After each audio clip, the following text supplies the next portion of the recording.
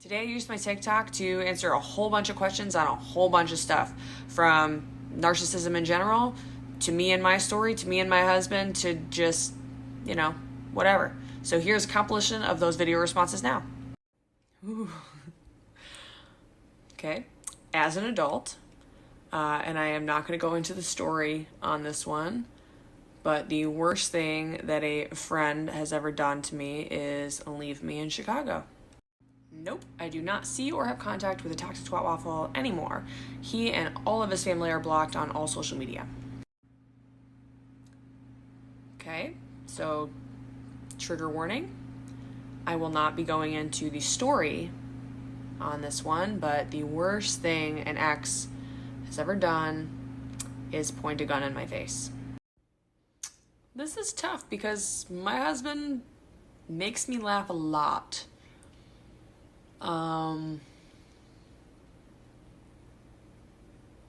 Yeah, I don't know. Everything? Existing?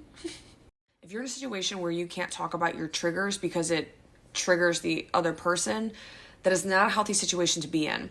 Now, even if you've both been in abusive or toxic relationships, that should mean that both of you should be just as enthusiastic about communication, comprehension, understanding, and healing as the other. And if they're using the excuse that your triggers trigger them, or you being triggered triggers them, there's great miscommunication here. All of my videos that I post demonstrate how me and my husband handle my triggers, or his very few triggers. But all of the videos are examples of how to effectively communicate those. If you haven't already, I would highly suggest going to talk to somebody, a couples counselor, therapist. And I say this not to necessarily, save the relationship, but to understand what each of you needs in communication. There's so many times where you both maybe want things to go well, but you don't know how to communicate to each other. So that might be able to help understand one another and what you each need in order to heal together. I live for a good time with good people. So my husband and I threw a surprise wedding. We lured people there under the assumption that it was my 30th birthday. Both were during the pandemic. And not only just the reactions of various people, but we each had one person that knew. My sister knew, and then our friend who was performing the wedding knew. And so my sister's filming, and my mom turns and looks at her, sees her filming, and goes, "Oh, did you know? I'm going to kill you." So I have that forever, and it's amazing. Oh my God. Did you know? I am going to kill you. This is a tricky one because even somebody with narcissistic personality disorder can make changes.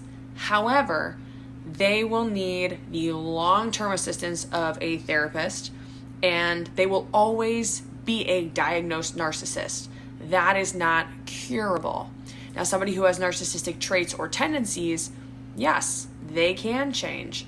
They can become a different person. But again, it requires them to become self-aware and requires them to want to change. My favorite part of the day? Anytime there's food. Yes, I used to hide in the closet a lot, sometimes in the bathroom, and now I don't have so much of a problem with that anymore because I know I can talk to him about triggers and things like that, and he understands. But sometimes I do still just go to the bathroom just to kind of compose myself a little bit. Oh, I had zero confidence. Zero. I didn't realize that I was in a toxic relationship until I was out of it. So I didn't know where to start.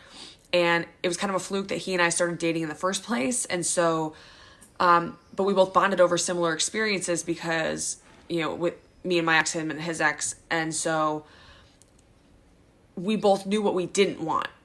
And neither one of us were afraid to set and stick to our boundaries. And we had certain conversations of what we wanted for our lives moving forward up front. There was no guessing, and that was nice.